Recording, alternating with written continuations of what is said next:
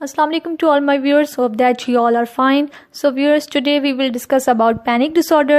So let's start our today's topic. Panic disorder की बात करें तो ये एक ऐसा एंजाइटी डिसऑर्डर है जिसमें एक पर्सन को रिकरेंट पैनिक अटैक्स आते हैं।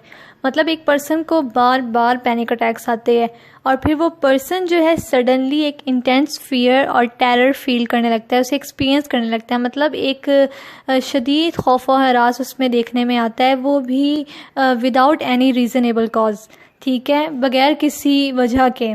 पैनिक अटैक्स जो है ये विद इन मिनट्स जो है पीक पर पहुंच जाते हैं और कुछ केसेस में जो है पैनिक अटैक्स का जो एक फियर होता है वो बहुत ज़्यादा स्वेयर हो जाता है, जिसकी वजह से एगोराफोबिया भी काज होता है। मतलब कुछ ही केसेस में ऐसा होता है, हर केस में नहीं ऐसा होता। मतलब किसी केस में अगर पैनिक अटैक का फियर बहुत ज़्यादा स्वेयर हो जाता है तो एगोराफोबिया काज होता है। अब पैनिक डिसऑर्डर जो है ये लेट टीन्स और अर्ली एडल्टहुड में जो है ना स्टार्ट हो जाता है और मोस्टली 20 से 29 ईयर्स की एज में ये देखने में आता है बहुत से लोगों में पैनिक डिसऑर्डर। और मेंस की निस्बत जो है वुमेन में पैनिक डिसऑर्डर बहुत ज़्यादा होता है।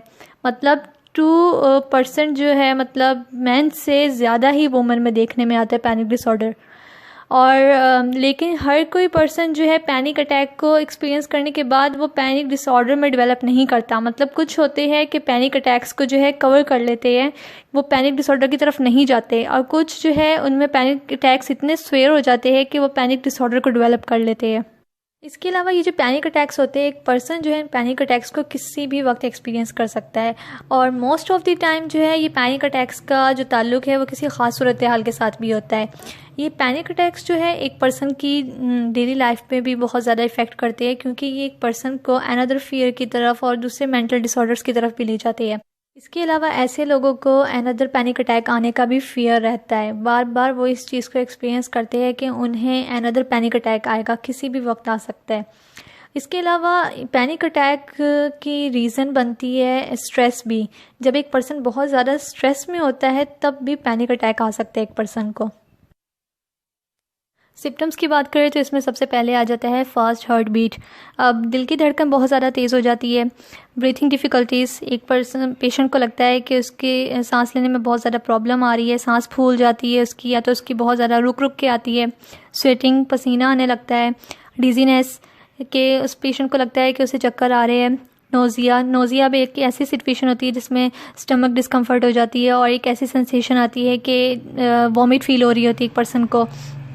इसके बाद आ जाता है शेकिंग एंड ट्रिबलिंग, कि उस पेशेंट की बॉडी जो है ना बहुत ज़्यादा शेक कर रही होती है, कांप रहा होता है वो। इसके बाद पेशेंट को जो है चेस्ट पेन फील होती है और वो बहुत ज़्यादा डिस्कम्फर्ट मतलब बेसुकूनी महसूस करता है। इसके बाद fear that you might die, एक पेशेंट को लगता है कि वो मर जाएगा। इसके बाद numbness in your hands and feet, कि उसे लगता है कि उसके हाथ और जो उसके पाँव हैं वो सुन्न हो गए हैं, मतलब नम हो गए हैं, कि उनमें कोई उनको सेंसेशन फील नहीं हो रही होती। इसके बाद डी रियलाइजेशन और डीपर्सनलाइजेशन, बेसिकली पेशेंट जो है एक लाज़ात और अदम हकीकत की कैफियत को महसूस करने लगता है।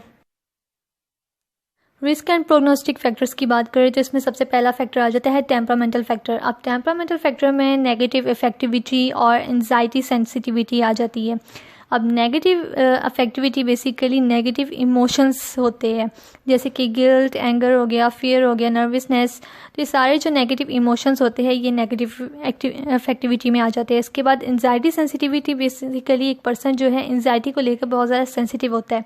उसे लगता है कि एंजाइटी जो है, इसके जो सिम्टम्स होते हैं ये बहुत ज़्यादा हार्मफुल होते हैं हमारे लिए। तो नेगेटिव अफेक्टिविटी और एंजाइटी सेंसिटिविटी भी जो है एक पैनिक डिसऑर्डर की वजह बनती है। इसके बाद सेकंड फैक्टर आ जाता है इन्वायरमेंटल फैक्टर। अब इन्वायरमेंटल फैक्टर में बेसिकली चाइल्डहुड एक्सपीरियंसेस जो होते हैं उनके सेक्सुअल और फिजिकल अब्यूसेस के, ये पैनिक डिसऑर्डर में बहुत ज़्यादा कॉमन है, जैसे कि दूसरे एंजाइटी डिसऑर्डर्स में। तो इसके बाद आ जाता है जेनेटिक फैक्टर। अब जेनेटिक फैक्टर में बेसिकली जो पैनिक डिसऑर्डर है, अगर वो किसी फैमिली मेम्बर में है या किसी फोर फादर में था तो वो इनहेरिट कर लेता है पर्सन अपने अंदर, जेनेटिकली इनहेरिट होता है।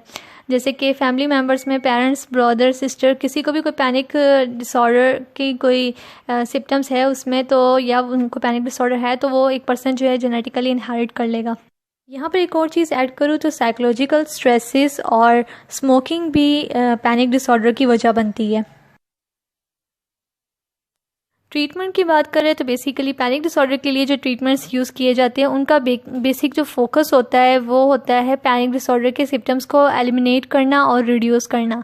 अब जो इसमें ट्रीटमेंट यूज़ किए जाते हैं उसमें थेरेपी आ जाती है और मेडिकेशन आ जाती है। अब सबसे पहले जो थेरेपी है उसमें एक थेरेपी आ जाती है कॉग्निटिव बिहेवियरल थेरेपी। अब इस थेरेपी का जो काम होता है बेसिक वो ये है कि इसकी मदद से एक पर्सन जो है अपने थॉट्स और अपने एक्शंस को चेंज करना सीख लेता है और जो उनकी एक पैनिक अटैक्स के पीछे की वजह होती है, जो कॉजेज़ होते हैं, वो उन्हें अंडरस्टैंड कर लेता है।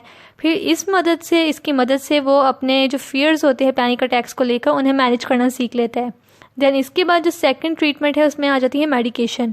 अब मेडिकेशन में जो मेडिसिन यूज़ की जाती है, जो जिसको सबसे फर्स्ट प्रायोरिटी दी जाती है, उसमें आ जाती है SSRIs, selective serotonin reuptake inhibitors, जो कि एक एंटी डिप्रेसेंट है। इसके अलावा अगर हम अदर मेडिसिन्स की बात करें जो कि पैनिक डिसऑर्डर के लिए यूज़ की जा सकती है, तो उसके अंदर सबसे पहले आ जाती है serotonin non epinephrine reuptake inhibitor, जिसे SNRIs कहते हैं, जो कि एक एंटी डिप्रेसेंट है। इसके अलावा बेंजोडाइजिपाइंस आ जाती है, जिसमें आती है डायजिफाम और क्लोनाजिफाम आ जाती है। फिर एंटी सीजर ड्रग आ जाते हैं। तो ये जितनी भी मेडिसिन्स है ये हम सिर्फ एक साइकेट्रिस्ट, एक फिजिशियन की रिकमेंडेशन की बेस पर ही यूज़ कर सकते हैं। इसे हम खुद से नहीं ले सकते, ना खुद से किसी को रिकमेंड कर सकते हैं। इसके अलावा अगर हम लोग पैनिक डिसऑर्डर के डायग्नोसिस की बात करें तो बेसिकली DSM-5 में दिए गए पैनिक डिसऑर्डर के डायग्नोस्टिक क्राइटेरिया की बेस पर ही पैनिक डिसऑर्डर को डायग्नोस किया जाता है। So viewers, I hope that you all understand panic disorder. लेकिन अगर फिर भी कोई डिफ़िकल्टी, कोई एम्बिग्यूटी हो तो आप मुझे कमेंट्स में ज़रूर बताइए। And please don't forget to like, subscribe and share my videos. Keep supporting me. तब तक के लिए good bye, take care and अल्लाह हाफिज़।